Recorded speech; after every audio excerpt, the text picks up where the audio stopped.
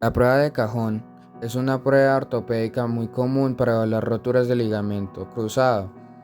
Esta se realiza en posición de cúbito supino con cadera flexionada a 45 grados y rodilla a 90 grados. Se efectúa un jalón hacia adelante y dos empujones hacia atrás para evaluar ligamentos cruzados anteriores y posteriores. Prueba de bostezo.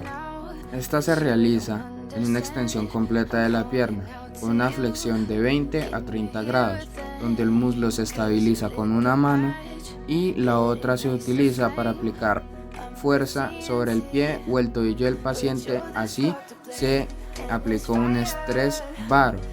Esto con el fin de evaluar los ligamentos colaterales, mediales y laterales. Maniobra de McMurray. En esta ocasión el paciente estará de cúbito supino en máxima flexión de rodilla. Se realizará una rotación interna y externa mientras se pasa a una flexión de 90 grados. Cabe resaltar que acá se estabiliza la rodilla con una mano y con la otra sosteniendo la parte distal de la tibia se hace la rotación. Este será positivo cuando aparezca un chasquido audible o un dolor a la palpación de la interlínea. Maniobra de Steinman 1. Esta maniobra es necesaria que el paciente esté de cúbito supino con la rodilla flexionada a 90 grados. El explorador realiza una rotación interna y externa de la pierna, lo cual puede sugerir o no una lesión de meniscos si aparece con dolor a la rotación interna o a la rotación externa. Prueba o maniobra de Lachman. Esta se lleva a cabo con el paciente en decúbito supino, con la rodilla en flexión de 20 a 30 grados. No hay rotación en esta maniobra. Solo se estabiliza el fémur con una mano y con la otra sobre la tibia proximal se aplica una fuerza en dirección anterior y exterior. Esto es para comprobar el desplazamiento entre ambos huesos y evalúa la integridad de los ligamentos cruzados.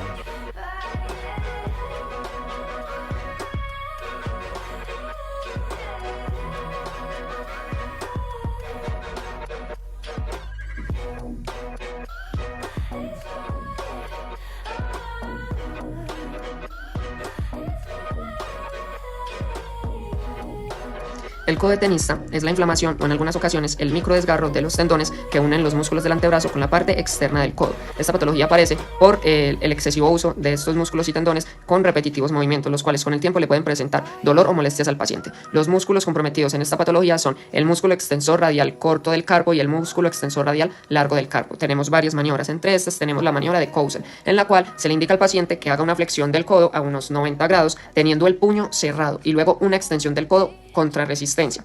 Si al realizarla el paciente presenta dolor o limitación en el movimiento, esto es un signo positivo de la patología. Y tenemos maniobra de Thompson, en la cual se coloca al paciente en bipedestación, se le solicita que haga una flexión de hombro de unos 60 o 70 grados, que extienda el codo y ponga la mano en puño.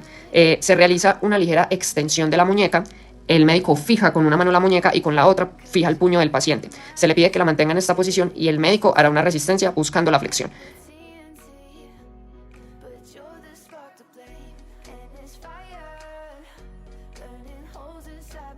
Codo de golfista o epicondilitis medial. La epicondilitis medial es causada por la fuerza excesiva usada para doblar la muñeca hacia la palma, como por ejemplo balancear un palo de golf. Las estructuras que están comprometidas son el flexor del carpo radial y el pronador redondo.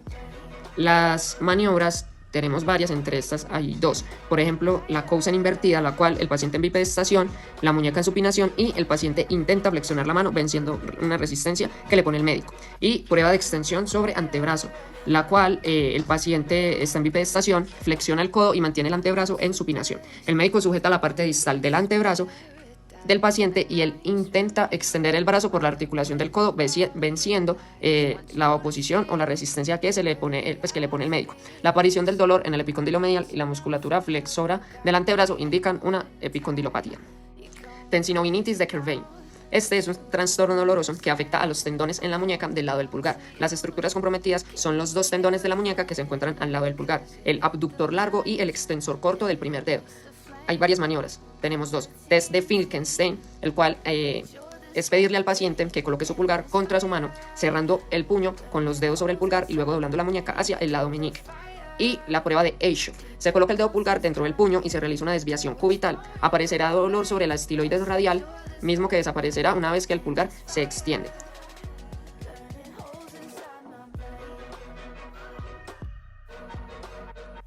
Con el paciente sentado o en decúbito supino se realiza una flexión de codo, tracción y abducción del brazo contra el cuerpo. Posteriormente, rotación externa hasta notar resistencia y luego abducción y rotación interna.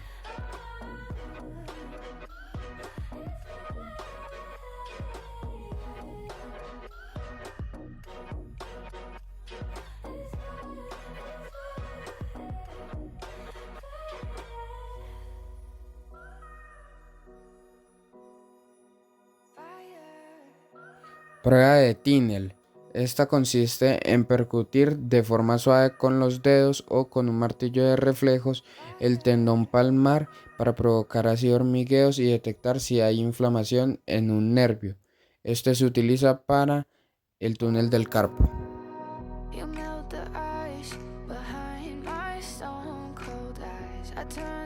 Del manguito rotador, tenemos que el examinador pone sus manos desde las muñecas del paciente, realizando un movimiento hacia abajo y el paciente hacia arriba, haciendo contrarresistencia. Por último, tenemos la prueba de despegue, que consiste básicamente con el hombro completamente en rotación interna y la mano en la espalda. Se le pide al paciente que separe la mano de la espalda y la mantenga separada por algunos segundos. Si el paciente no es capaz de separar la mano de la espalda, la prueba se considera anormal o positiva. Esto se suele dar por hernias discales o fracturas de cadera. Como patologías principales podemos encontrar una hernia de disco o un espolón en la columna vertebral, haciendo que esta comprima el nervio ciático. Como último, para el diagnóstico de estos tenemos la maniobra de la Segue, que es básicamente extendiendo la pierna del paciente aproximadamente 60 grados, y si el paciente manifiesta dolor sería un signo positivo para la ciática. Por último tenemos el signo de Bonnet, en donde tenemos al paciente en decúbito dorsal y hacemos una flexión de 90 grados aproximadamente y abducimos en rotación interna en la rodilla, y si esto genera dolor es otro signo positivo para la ciática.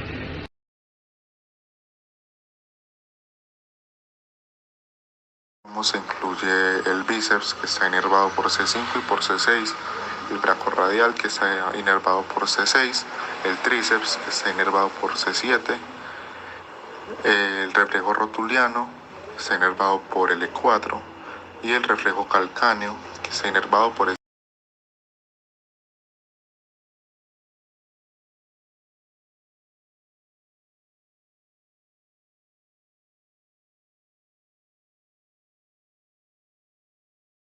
superior. Que evaluamos está el axilar, que se palpa a unos centímetros de la axila con el brazo en rotación externa, el braquial, que se palpa sobre la cara interna del codo, el radial y cubital, que se palpa rodeando la muñeca con una sola mano en la cara interior y lateral.